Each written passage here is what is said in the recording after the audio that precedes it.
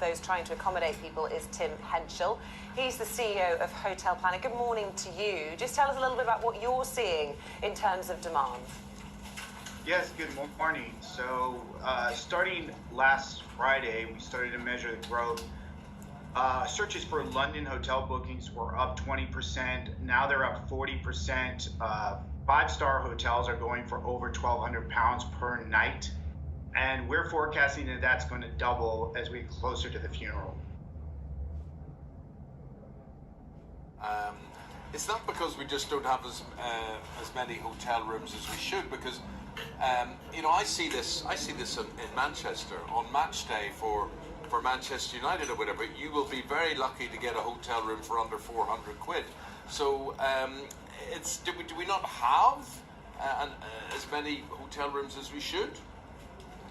Well, no, London has great capacity for hotel rooms, as it's been the meeting city for the world for hundreds of years. So September is usually a big conference month, and London will run into the high 70% of occupancy, but this event is so massive, it's going to get into the high 90s, and that's causing compression. So rates across the board are going up, especially in the 4- and 5-star hotel category, because we have so many dignitaries and heads of states that are coming with entourages into London to pay their respects.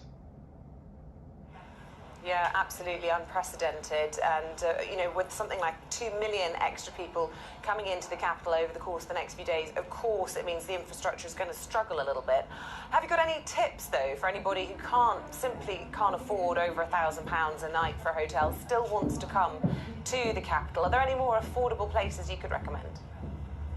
Yes, I mean, you're going to look at alternative accommodations like Airbnb apartments, any kind of short-term rentals. Look at the greater London area, get out into hotels and residences in Berkshire and Buckinghamshire, and Surrey, any of the outer greater London areas. The rates are not going to be as high. The closer you obviously get to Buckingham Palace, the more rates go up. And any of the iconic hotels like the Dorchester, the Savoy, the Mandarin Oriental, the Taj, the list goes on and on of how many great iconic 5-star hotels are in London. Those are the hotels that are going to be at all-time peak highs in their whole hotel history, getting up over £2,000 a night per room. Yeah. So Tim recommends that those are hotels around Heathrow Airport, close to Windsor Castle. They might be 50 to 60% less expensive than those in the city centre. So it's being wise in getting the commute to sometimes maybe outside the M25, Tim.